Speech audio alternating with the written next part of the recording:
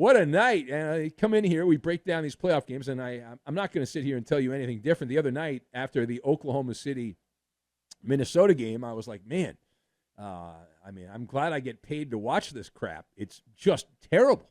It was just god-awful in the West. And then you have game one in the East, and we're going to start with that. World's most famous arena. All those celebrity a-holes sitting in the front row, Midtown Manhattan, right there above Penn Station. The Mecca, the big stage, right? Game one, Eastern Conference Finals. You had Tyrese Halliburton and the Pacers taking on Jalen Brunson and the Knicks, and that was the setup, right? That was the setup here. I mentioned there was some disagreement in terms of the gambling side of things, and that the wise guys were on the Knicks and the public loved the Indiana Pacers. Now, I just want to clarify, before we get into the meat of the monologue, we will address later on, we've got a full night of overnight talk radio. We will address the untimely death of Jim Irsay, the Colts owner. We'll get to that later on. Irsay's, the announcement came down on Wednesday that Jim Irsay had died. More on that later. But we're going to start with the basketball. And if you didn't see the game, normally we say it's our good mitzvah for the day. It's our good act of kindness here. We did this for you, and that's kind of the catchphrase of the show, watching these basketball games. However, on this night, it's different than all other nights because this game was a doozy. It was a doozy. Tyrese Halliburton, he tied the game. He thought he won the game. He had a long jumper that bounced, and it looked like it hit the rafters at Madison Square Garden, right off the back of the rim as time expired at regulation. At the end of regulation. This is like every cheeseball Hollywood movie where the ball bounces. The only difference is that's the game-winning shot. This was not the game-winning shot, but the ball bounced up in the air, and everyone's doing the surrender cobra in the crowd at that moment, and then they did it again after the game. And so the Pacers had to go to overtime, and then they finished it off. They did the kill shot in overtime. A stunning, mind-blowing, unreal comeback. And down go the Knicks. Down go the Knicks. At least for one game. 138-135, your final. And how unlikely. The New York Knicks had a 17-point lead midway through the fourth quarter. They had a 14-point lead with under 3 minutes remaining in regulation. This just does not happen.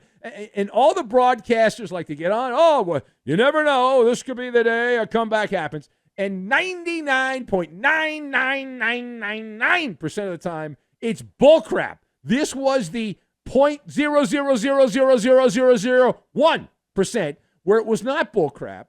And while Halliburton's getting the headlines here, Aaron Nesmith brought the Pacers back as it was, forget the Splash Brothers. This guy was better than the Splash Brothers back in the old days with Golden State at the end there for Indiana. Halliburton, after he made his shot, right, he thought he had won the game there, and the moment there, he was going crazy. He did the old Reggie Miller choke signal that Reggie Miller did in another life many, many years ago in the 90s for Spike Lee back in the day. So Indiana has taken home court advantage, and game two is Friday night. Friday night, game two of this series. Now, the better story continues to be in the losing locker room.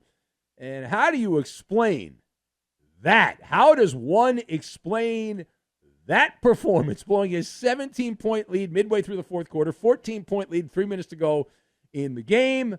Holy crap, that sucked. Let's hear from Tom Thibodeau, the head coach of the New York Knickerbockers. Here's Coach Tibbs. And he's talking about how the end of the game. Let's go to cut 2 on this. The end of the game, and you'll hear the question and the answer, and some things got really wonky for the Knicks and the Pacers. Take a listen. Did you feel like guys got a little too loose in the final minutes offensively and a little sloppy with the ball?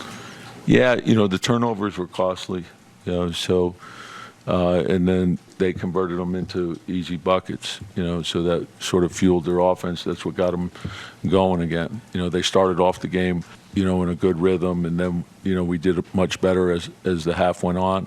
And then, down the stretch, we didn't do what we needed to do. It's a code for we are choking dogs. That's what he meant to say, but instead he gave you some 30-second soundbite there. How about Jalen Brunson? Here's Jalen Brunson as he didn't get it done. You'll hear the question and the answer. Here's Brunson on what happened there at the end.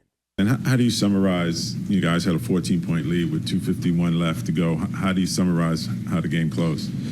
Can't really summarize it. Give them a lot of credit. They closed the game out like they've been doing it all playoffs. Just not really good on our part.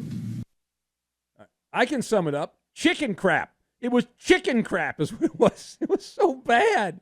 God, was that terrible. And it was great to watch the – listen, I have no skin in the game. I don't. But, man, the Pacers are fun to watch. All right, so the question. Shall we examine? The question here, let's break it down here because we have the power, the bully pulpit here in sports radio. So who gets the dirty water street dog of blame for Jalen Brunson's Knicks and an epic all-time choke job? All-time choke job. So I've got Frying Pan, Burger King, and Goldfish. And we will combine all of these things together, and we are going to make a nice soft pretzel, which would have put up more of a resistance than the New York Knicks defensively. If you just put a soft pretzel with that salt on there that's been sitting out, rotating in the sun all day, that would have provided more of a resistance than the New York Knicks defense at the end of the game. But we have to start with the head of the serpent. We like the player, but that was a absolute dog crap performance by him. The basketball god giveth, the basketball god taketh away. Jalen Brunson, the most clutch player in the NBA this season, he's got to wear this right there on the chin, right there. And this is a public service announcement that past results do not guarantee future success. All that matters is what you do in the moment. How do you handle the immense pressure of that moment? And on this night, unlike most other nights, Jalen Brunson, he was in the cockpit and he was flying the Vomit Comet.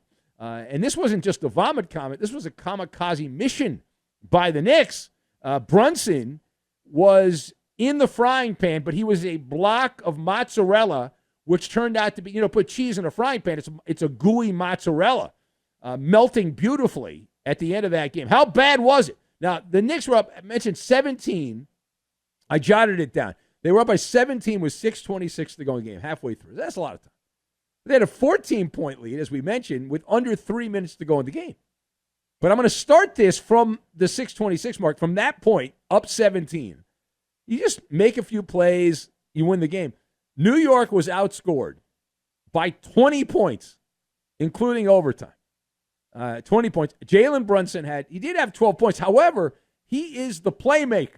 He's the playmaker. He did not facilitate the offense. He became a hog, a ball hog, and pigs get fat, hogs get slaughtered. I heard that somewhere along the way. Stumbling and bumbling. Brunson, in the final minutes here, as the final about 10 minutes of the game, he had no assists, he had no steals, he had 3 turnovers and a bunch of shots, and the Knicks got bupkis. And there's an actual, at the deli there's a thing where you can take the numbers, and also taking a number and getting in line are OG Anunoby and Josh Hart, who were contaminated with cooties at the end of the game. They combined to shoot 16% at the end of the game. And as we mentioned, Tom Thibodeau, who has to wear the shame bell, the Knicks coach there, for failing to adjust defensively. And listen, I never coached in the NBA. I just do an overnight talk show. But even I knew what Indiana was doing, and I'm pretty sure the Knicks knew what was going on. They didn't stop it. Is that because they couldn't stop it? But the Pacers repeatedly sliding under screens, and that allowed the Pacer players to get three-point opportunities, and many of them were wide open. No resistance. And so Tibbs should have gone Dennis Green, former Fox Sports radio personality Dennis Green, and said, now, if you want to crown them, then crown their asses. But they are who we thought they were, and we let them off the hook. New York was outscored 27-4 on points off turnovers. You talk about giving a game away. That is the textbook example of giving a game away. It's wonderful. All right, now, page 2. So Indiana wins it, and that's the secondary story. The Knicks blowing it is the bigger story. I think we can all agree on that if you know anything about sports. But what is the word for Aaron Nesmith's performance in leading the Indiana Pacers back at Madison Square Garden. Now, he got an assist because the Knicks just completely fell apart. They became unraveled at the end there. But on the other side, Aaron Nesmith, bunch of big shots there down the stretch. So what is the word? So my word is actually it's a fast food situation. It's Burger King. 2 words, because that performance was a whopper. That was an absolute. I mean, you've got, and let's be real here. Aaron Nesmith is a rather faceless, nameless player in the NBA, right? You know, the hard-o people know who he is, but the casual people don't know who this guy is. You talk about making a name for yourself. He was shaking and baking out there late in the game. He had 20 points over the final 10 minutes, but 6 of 6 to close the game on 3-point shots. He looked like me, Moneyball MALLER out there knocking down 3-point shots. And, man, he absolutely deep-fried the New York basketball team, and it was so great. All those celebrities doing the surrender cobra position with their hands above, putting their elbows extended and the back of their head, the hands on the back of their head. Was great. Now, the only moment that most will likely remember is Tyrese Halliburton and his basket. But it is fair to say the real dagger, most of them were from Nesmith, right? Most of them were from Nesmith. Yeah. Now, Halliburton's basket was majestic. It was beautiful, and it was great. And so this also, much to the dismay of many, proves that lightning, they say lightning never strikes in the same place twice, which is a myth. And while it wasn't a game-winning shot, Tyrese Halliburton, he didn't win the game, but his basket was the signature highlight of this particular game. It was really was Reggie Miller-esque, except the toe was on the line. And it's fair to say he used all his artillery with the choke sign, which did make the New York Post. I believe somebody sent me a copy of that. The back page, I think it's actually the front page of the New York Post. People still read those newspapers in New York, not many other places, but they still read the newspaper in New York. And sure enough, Halliburton right there. I think it said choke 2.0 or something like that on the back page. Now, the last word here, all right, the last word. So let's take a couple steps back. We're one game in. This is not an elimination situation. The Knicks had a big lead. They blew the lead. The Knicks actually got the lead with Jalen Brunson not even out there. So any advice to Jalen Brunson and Karl Anthony Towns and Tom Thibodeau and the Knicks going forward? So before I give you my advice, I want to play cut 1 here. So let's go back to Tom Thibodeau. Here's what Tom Thibodeau had to say about, just in general, the mindset of the Knicks going back for Game 2. Take a listen. Coach, what do you do going into Game 2 Friday to bounce back from this? What do you tell your guys to put this behind them? Yeah, the same thing. Like there's a lot of emotional highs and lows in the playoffs. You got to bounce back quickly. You look at the film, make your corrections, get ready for Game 2. And that's, when you go into the playoffs, you lay out the plan of how you're going to approach the entire playoffs. Yeah, so that was a cookie-cutter response by Tom Thibodeau. And what I would do, I would get up in front of the team. They would all ignore me. Who are you? Why are you here? You're a loser. But I would tell the team. I said, listen, the only Uncle Mo is in Brooklyn.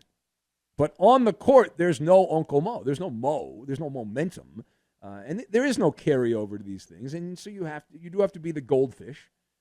And you have to forget everything. And I would also advise going to a drugstore and buying some mouthwash because that entire Knick team down the stretch had halitosis. Holy crap. Now, for Indiana, you keep doing you. I got the Pacers, they've got that je ne sais quoi, if you will, here. There's something about I don't have any team in the playoffs. I like watching the Pacers play. I'm Benny Brightside on the Pacers. I enjoy. They don't play much defense, but they keep coming at you in waves, convoys on offense, and it really is poetry in motion. It's tantalizing offensive basketball. And they shoot a lot of three-point shots, but not to the level of teams like the Celtics and some others that were eliminated.